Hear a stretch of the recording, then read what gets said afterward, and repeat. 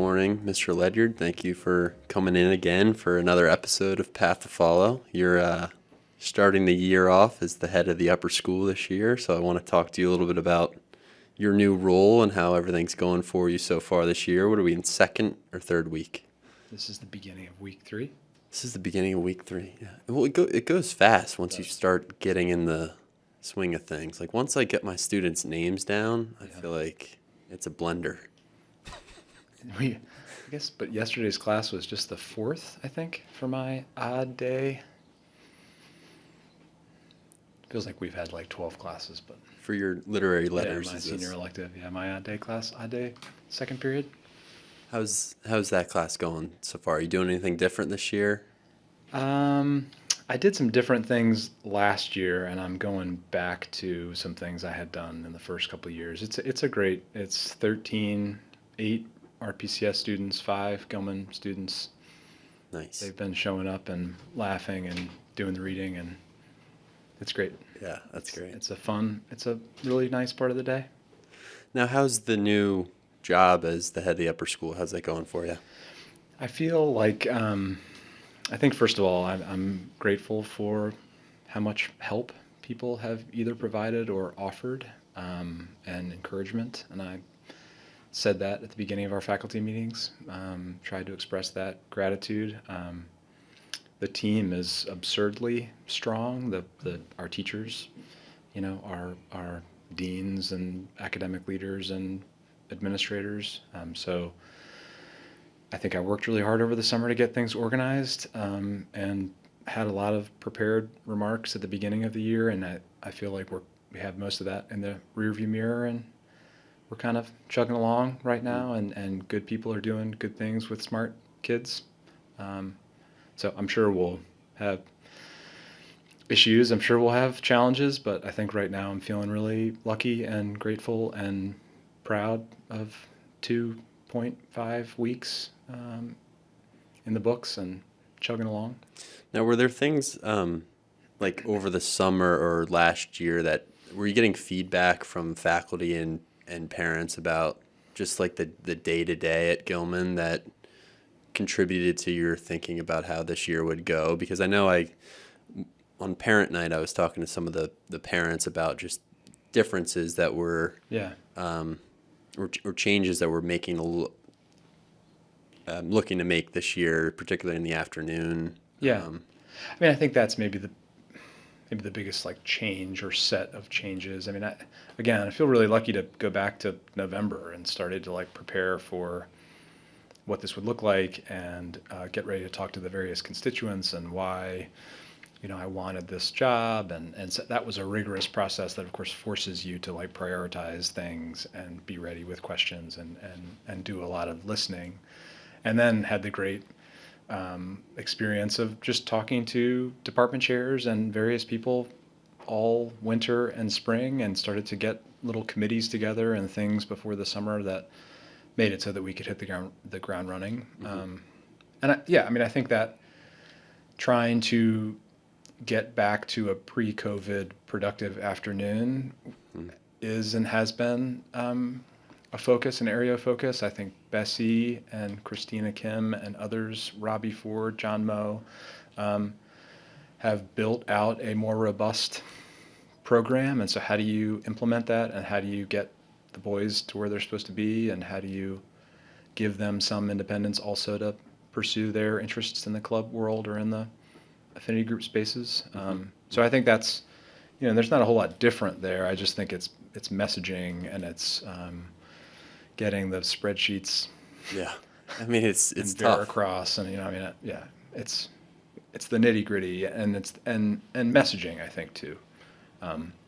The good teachers and the lessons are now in place and have been in place for a long time. It's just getting the right kids in the right spaces, and maybe putting some limitations in to reduce temptation or reduce the confusion is maybe. I mean, it's like the first couple weeks, I think attendance at seminars hasn't been perfect, but it's mostly because kids just went to study hall and forgot that they're not sneaking off campus. They're just not necessarily in the right place on campus.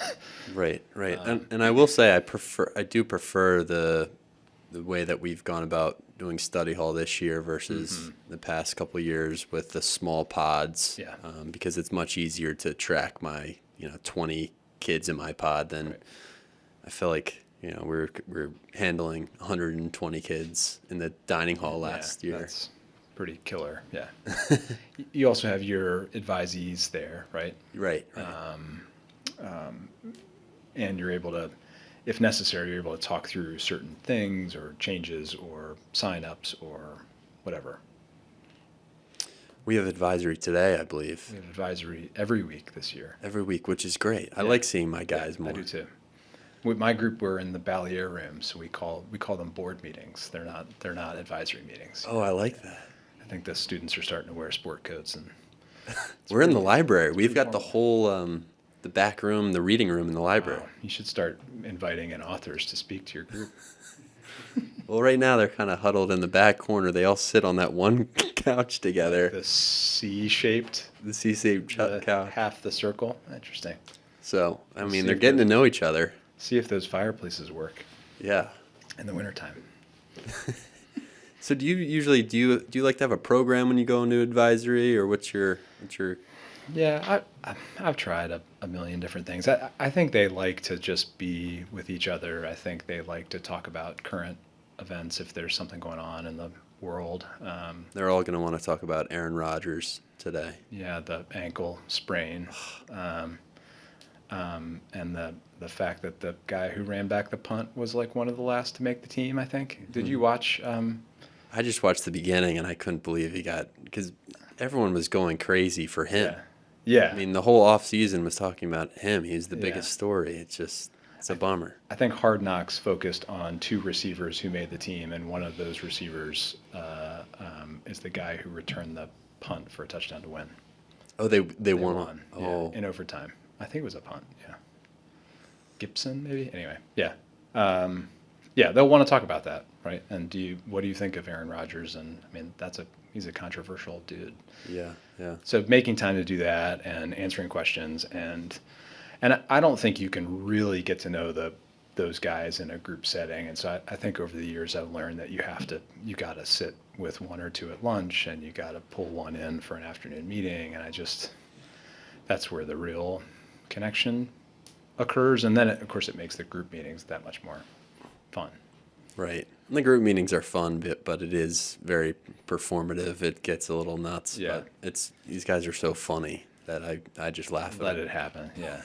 We're doing children's books again, which I did a few years ago. I think actually when you and I were partnered up. So we're doing a little bit of that. But yeah, I don't usually go in with much of a program, I guess, unless there's business to be done. But I will come up with maybe a little bit of a lesson plan of sort of 2 or 3 things that I'd like to do.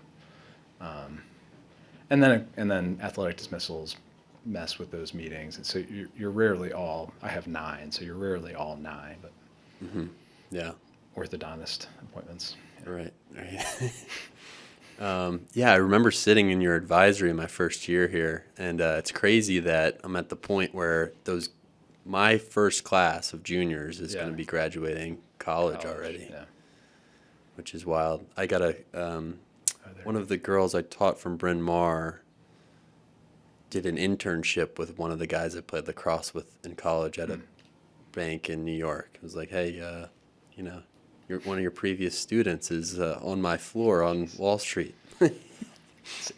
I guess I noticed that early, how cool it was that the juniors become adults, and how much different that experience is for a person who teaches kindergartners who needs to wait, 15 years to bump into someone out in the real world, as a young professional. But for us, happens like really, really fast. It's pretty cool. So one of the things I wanted to talk to you a little bit today about is being in this new role and also having little kids. Like, one of the first things I think about when I think about you is just you as a dad and seeing you with your kids. And maybe just ask you about like what that's like, I guess, and maybe a lot more going on this year than in the past, and you've got a new, you're living in a new place, you're not on campus anymore, and maybe what that looks like, and what it's like being a dad, I guess, is my main question, because I think of Brian Ledyard, I think of Papa Ledyard. I'm glad that you think that. I think that is a reflection of our connection, and I'm happy that that's the first thing that comes to mind for you, and it's obviously my top priority. And I would say it's maybe the hardest work that I do, and maybe I've complained too much in our interactions over the years, and that's why it comes. So I think of Brian, I think of his complaining about his kids. It's really hard work, and it's the most important work. And I think we're really lucky. I mean, to have lived on campus through COVID and had our commune down there, and we moved, but we're like a 8-minute longer walk. So our kids have a lot of independence. And they like to do the after school stuff. So part of an administrator's job is to be around and to be involved and to know what's going on. And luckily, I think I can, for the most part, bring Ben and Mason to those things. And if not, we've started to leave them home alone every once in a while, and they're doing better with that. And I think, and I lived this as a student with a parent on campus. I mean, I think for the most part, being a Gilman employee and a Gilman dad has worked pretty well together. I was close with L.J. Shapiro last year and his work with Mason, and Mason absolutely loved him, and getting time with LJ in the hallway helped me be a better dad at home. Little insights that he would share, and the same has been true for Ben.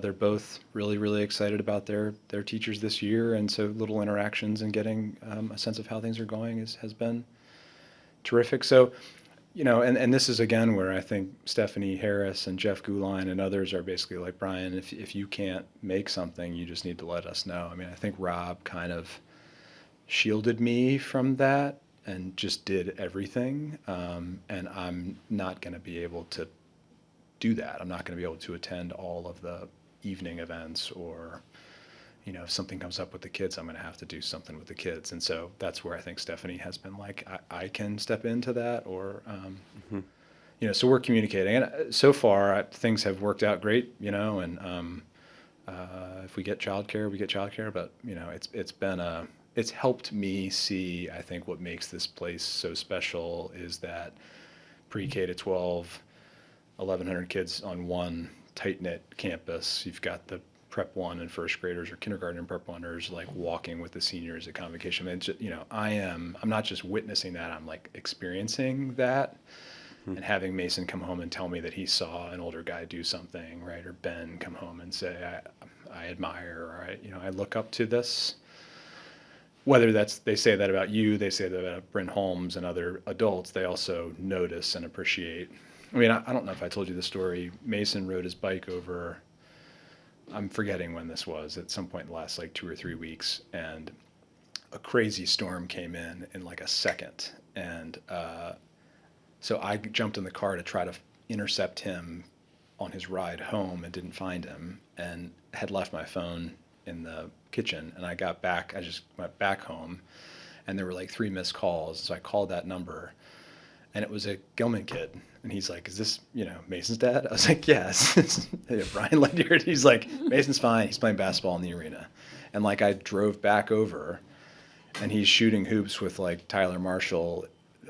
Ray had grabbed his bike and dried it off and kept it in the cage. And it's just like, yeah, I mean, so, and Mason told me, he was like, it came in, he's like, I couldn't untie, like the weather came in so fast, he's like, I couldn't untie my shoes. He's like, but this Gilman guy grabbed my bike, and this Gilman guy grabbed my football, and this Gilman guy grabbed my like sneakers. And I could just see like this, 5 kids, like, we have to help this 3rd grader who's overwhelmed. And that, that's pretty cool. Yeah, it's remarkable. Yeah. Being on campus, I mean, there are just so many people right around here who are just willing to help out. I mean, I think of you when my house, when it was flooded. Yeah. I came back and the pipe burst. the Smythes who took Yeah. me in Right. for a couple weeks at the beginning of last school year. The basement washer dryer. I mean, there's just endless advantages. Dryer from Nick Pietruzella. Yeah, I mean, yeah, I love, like, I joke with Cesare on the weekends here when there's nothing going on. It's like being on, it's being on an island basically. Yeah. I'm on the cruise ship. I'm Yeah. going to the gym. No one's in there. I'm using the washing machine. Right. Well, and right, there's like the boarding school benefit without the boarding school responsibilities. Yeah. So facility use and safety and inexpensive housing and Commute. without Friday night, check-ins and crazy boarding school responsibilities. Right. Right. All right. That sounds good. So you've got your class going on. You've got upper school head. You've got being a dad. What else is on your mind at the beginning of the year? That's a good question. I'm trying to be a good partner, to Dana. I'm trying to be a good friend. I've got friends who, need support and love. I think I'm just trying to stay organized and, anticipate as best as I can, so that if something comes up that we didn't expect, we're ready for that too. Trying to communicate with teachers, and I'm really enjoying. I mean, I have a sophomore parent coffee on Thursday morning, and I've had some fun talking to parents and talking with Owen Daly and admissions enrollment events, and it's fun to tell the truth and like brag about this place and offer anecdotes about why it's a great place to raise kids and help boys become men of character and integrity. I mean, it's I'm living it, and I believe it, and I love it and appreciate it, and so that part, I guess, of being the head of the upper school has been really gratifying and exciting. I can't imagine like being a salesperson or something who doesn't actually believe in the product that they're selling. I mean, this is easy work in that way. Yeah, and I'm feeling lucky that I'm actually not coaching. Well, I don't know that I feel lucky. I'm not coaching the boys, so they're both doing athletic activities that I'm not involved in, which is kind of nice to sit on the sidelines. I'm not coaching Gilman football for the first time in a long time, and I'm eager to figure out what ways that I can get back into Gilman sports. I think I've taken on the reins of the intramural basketball Oh, yeah? lead official. Oh, nice. Trying to fill the huge shoes of Mr. Hubeck. That sounds fun to me, the intramural basketball. I think it'll be fun and a great chance to meet a whole bunch of non-interscholastic athletes and get to call travels and get to ban the Euro step and stuff like that. I'm looking for some faculty pickup basketball Yeah. again. I think we got to do better with that faculty versus IM basketball game. Yeah. Man, that arena floor feels pretty big when there's only like 7 faculty members involved. Yeah, I should have been out there last year. I think we got to get that on the calendar early. So here's a question for you. If you had to choose your starting 5 amongst man. Gilman faculty, who would be Yeah. on there? Laura Soden. Or Sutton for sure. I think, Matt Z, I don't know what role he plays in the starting 5, but he always manages to put, 25 points on the board. Yeah, I mean, I feel like poor Coach Daly, his body is starting to fail on him, but he's an amazing basketball player. Maybe he's the coach. Maybe he's the coach. I feel like you probably want to have the head of school on there to get up and down and shoot a 3-pointer and maybe throw a behind the back bounce pass. Maybe that has me at 3. Trying to think of other. I guess we probably want to bring some of the youth involved, although maybe the youth should come off the bench. Right. Well, I think Bryn Holmes, although he's a wrestler, Right. I I think it makes me pretty nervous when I see him running around out there. I just worry about the safety of other people around him. but he always hits like a half-court shot. Right. He Behind his behind his closes back. eyes, yeah. but you can't dribble with two hands. So there's just, there's things about basketball that in some ways get in the way for Bryn. I feel like Ned Emla gets good rebounds. Russell Wren's inside game is pretty astonishing. That Emla definitely boxes out. Yeah, but Russell brings the left-handed, sort of mature finishing ability. Notice I didn't say old man. I'm sure I'm missing somebody. I think this is a good question for our community Going forward. Yeah. And then I guess Matt, I'm trying to think of our basketball coaches, like Will and Matt Baum haven't really, and Adam Braverman, some of these basketball coach people I imagine has some skill that we haven't yet tapped or witnessed. So, pretty talented team. Sure. I'd be interested to see, like, I'm sure there are basketball players at the girls' schools too, on their faculties. Yeah, I bet. Basketball is just the best. I think it's the best workout because You're just up and down. you can't say, like, you can't not take a play off. You've Right. gotta, You if you care, you've got to do it. But It's exhausting. but my go-to lately is the hot yoga. I think I saw Dana in there one time. Yeah, It's that's just a workout, man. I just don't stretch very well. I'm not very flexible. I don't find that relaxing, but I can understand. Good for you, not for me. well, it's not relaxing really during it, but afterwards you Yeah. just feel like Yeah. you just dumped in, a bunch of hot water and Yeah. emerged in cold shower, and it's just great. It's cleansing. Keep it up. And then of course tennis, but I Sounds- played Keenan in tennis. Sounds like, yeah, you sort of ran into a buzzsaw there. That's the word on the street. That's the word on the street, but I was just feeling him out. Okay, all right. We'll see what happens. Does Lightning have a nickname for him yet? Have they met? They've met. They met last week, I think. Lightning texted me and Okay. texted me, "Good kid, good kid." Maybe just the kid is his nickname. Going back to, I guess that's like a Pat Conroy. Is that maybe Prince of Tides? Have you read Prince of Tides? I have not. I think the coach calls himself the kid. Anyway, let's not go down there because neither of us remembers. All right. Well, let's get to the books. You brought a couple books in today. Yeah. All right. So I read some books this summer.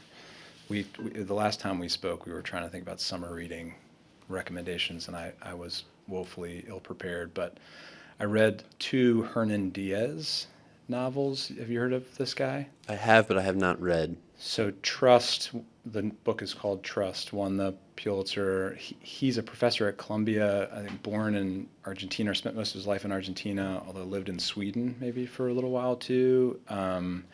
I wrote this down. The Washington Post describes Trust as an elegant, irresistible puzzle, and I feel like that's like a perfect description. It's a really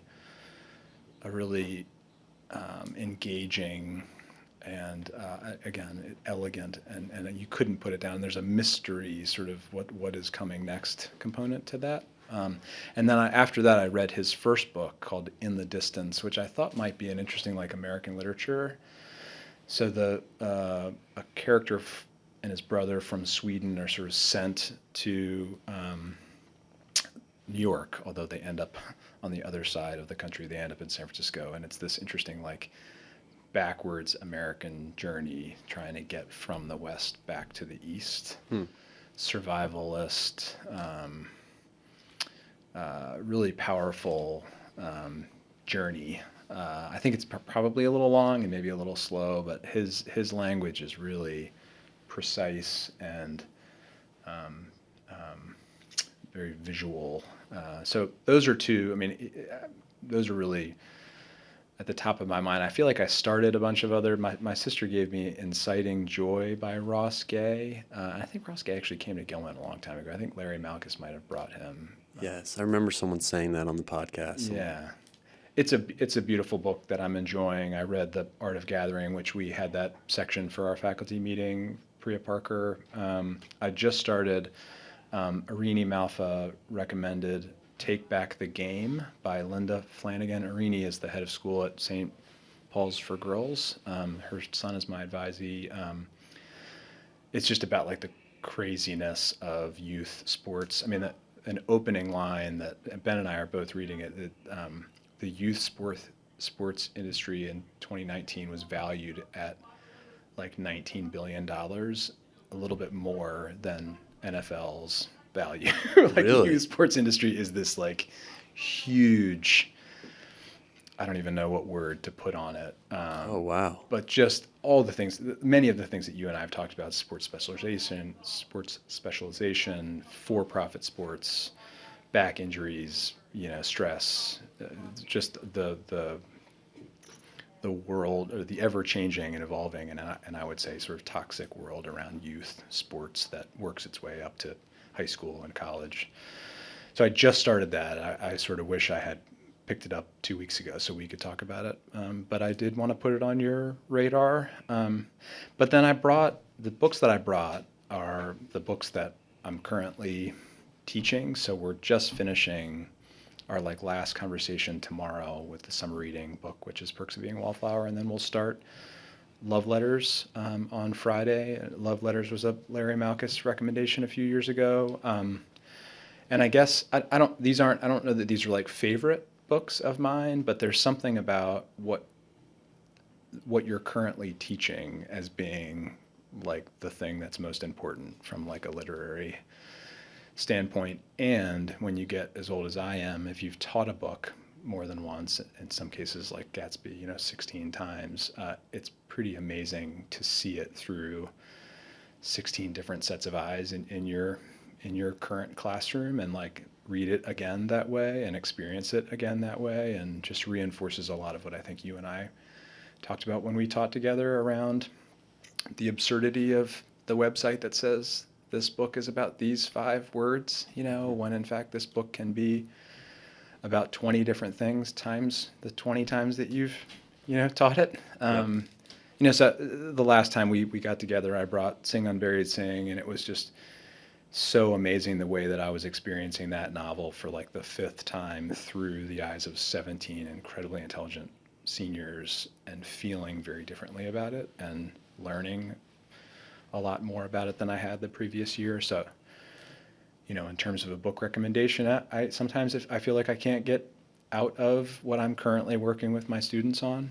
Yeah, I actually feel exactly the same, and that's why it's kind of ironic that on this podcast, I asked everyone for their book. Bring a book. Their one book recommendation. Right.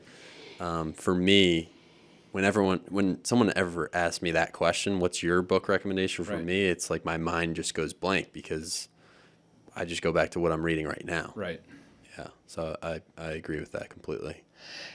And we've talked about this, like that context matters, that who handed you the book matters, that who you're reading the book with matters. Like in my mind, all of that stuff is part of like the experience of the work of literature, and the ways in which you talk about it, of course, influences how you're engaging with it, how you're reading it, and how you're trying to potentially write an essay about it or whatever.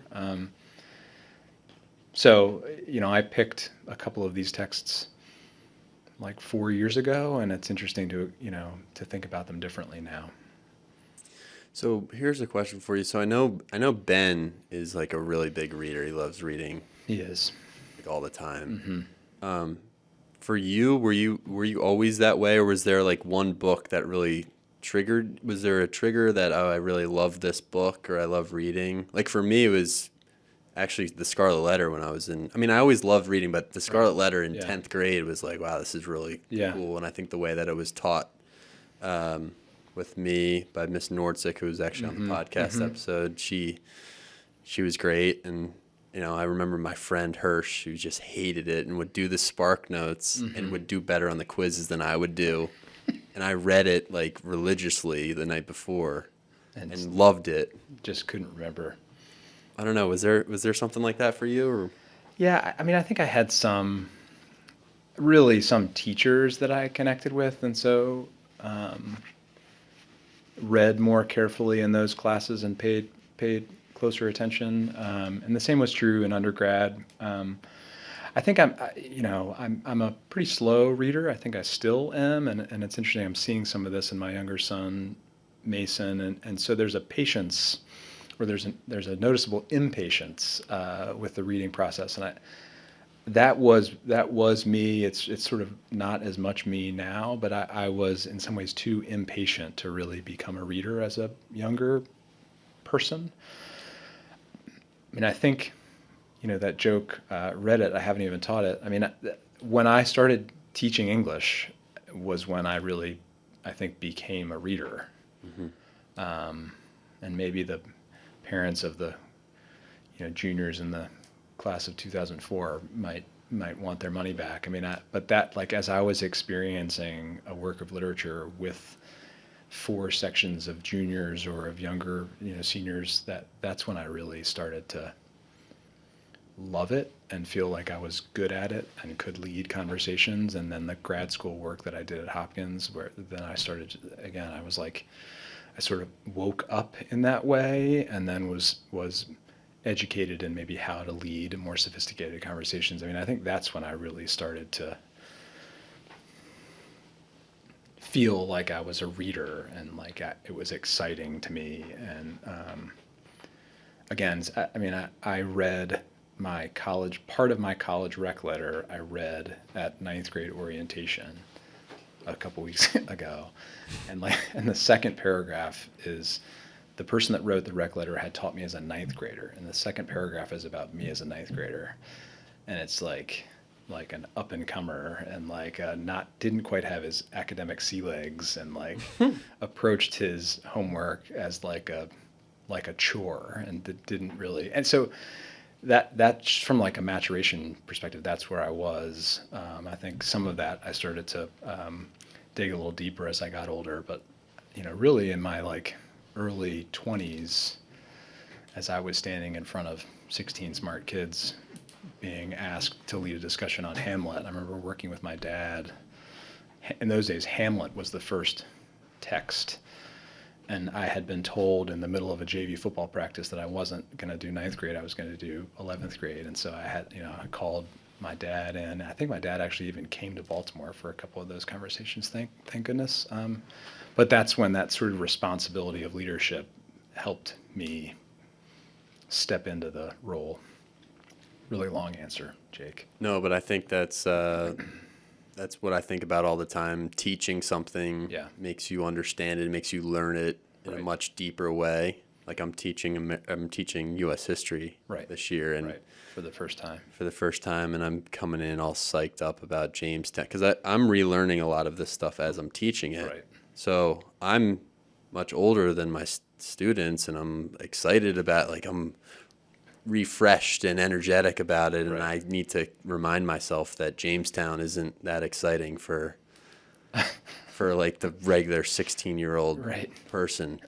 And so how do you make them feel as enthused? And that's when I feel like this notion of explanations came into my teaching practice. Can you explain this? Because if you can explain it, you've really internalized it, and you've put your own words on it. Right? I mean, thinking about even just explaining or defining theme, right? Or explaining to someone how to craft a thesis statement. Some of these things, became part of my course syllabus 15 years in as an educator. Because if you can, and then leading the poetry lessons or whatever, that's a classic teacher thing to do. But can you explain this concept? Can you teach this to someone else? And really, for me, can you make it interesting for? Yeah. I just when the eyes glaze over and it's almost lunchtime, I look inward at myself. Why is this not interesting? Right. Well, and I guess, and that's a lesson in humility, I think, right? For sure, it's not teaching is not easy. You have to make 16-year-olds with short attention spans care about today, City Upon a Hill, John Winthrop. Right. I don't know. We'll see how I do. Well, and then also acknowledging that they have a million things going on, right? Yeah. And a lot to think about and a lot to remember. And what was the Salvage the Bones? And we might be running short on time. What was the Salvage the Bones connection this summer? I feel like we haven't talked through that. Salvage the Bones. So I took a class called American Naturalism, and we read we read a ton of books. The professor, this woman named Kate Marshall at Notre Dame, Okay. and she was intense, and we had maybe 8 books on the syllabus. Jeez. And this is for my bread loaf Yeah. program. We read Maggie, a Girl from the Streets. Yeah. We read The Street by Ann Petrie, which was pretty good. Something to look into. The Street. We read Native Son. We read McTeague, and then we read No Country for Old Men, and then we read Salvage the Bones.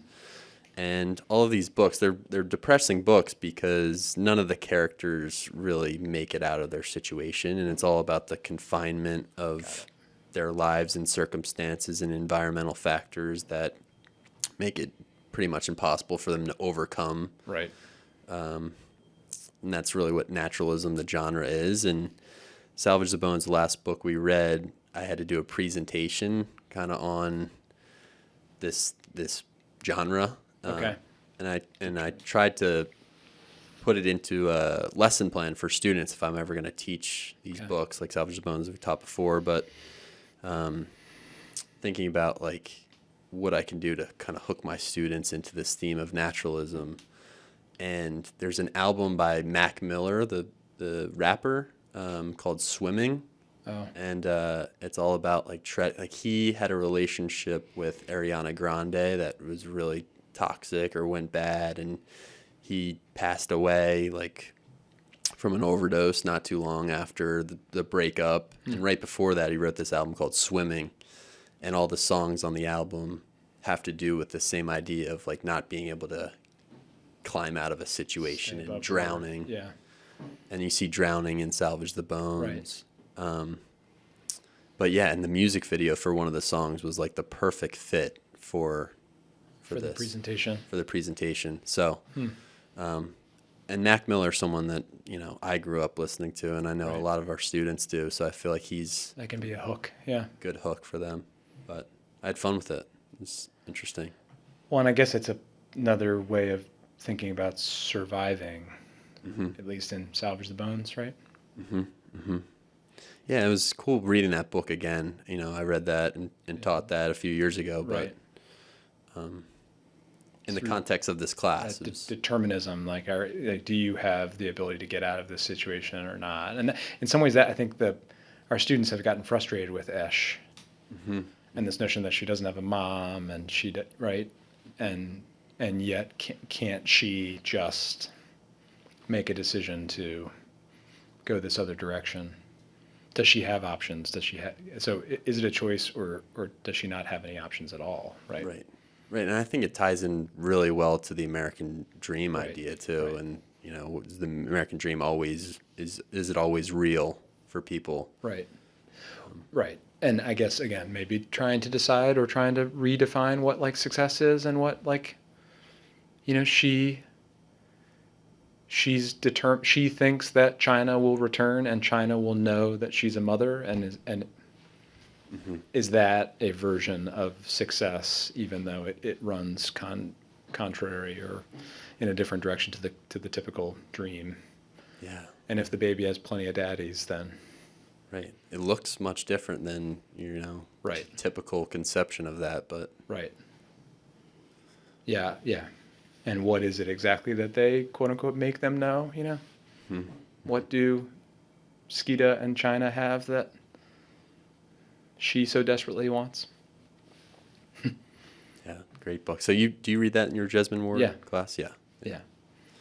So could be a way to introduce it, I guess, or naturalism, something to talk about. But yeah, it was interesting delving into just this idea of determinism all summer. Right. And Maggie, man, that's a really sad. I guess is it categorized as a novella? I mean, it's like a sort of a 3 or 4 part. Only I think 90 pages long, and I'm actually going to teach that in American literature. I used to do that too. Yeah. I feel like I'm forgetting some of it, but just how, I mean, the setting is almost a character, and right? I mean, just how influential the place is. Yep. I feel like Jamie Spraggins helped me with that a long time ago, and we looked at, is it Jacob Riis, How the Other Half Lives? The photographs of the tenements. I think that's the right word. Yep. Yep. Yeah, Maggie. Yeah. There's the photographs, like the muckraker photographs, and then another source to use that I'm going to use, the Ashcan School of Artists, and they basically just painted people living in these tenements in New York City, and It's like, is it 1890s? It's like turn of the century? Turn of the century. Yeah. Okay. So Yeah, I think I remember doing that right around the semester break and having students look back at the first semester. In the old days, we would do it more chronological, which you can't keep doing because you just run out of time. But Maggie, and sometimes I feel like we even paired it with Gatsby. I don't know. But it was nice to get Stephen Crane, that's right. Stephen Crane. I've taught the boat, or the open boat, too. Yeah. It's a long, short story. All right, Brian. Well, thank you for your time today. It was fun getting you back on the podcast. 3 years later, almost to the day, like maybe a month away from 3 years. And this is the season opener, so Jeez, special. Come back for even better episodes in the 23-24 school year. Excited. Thank you, Cesare. Thank you very much.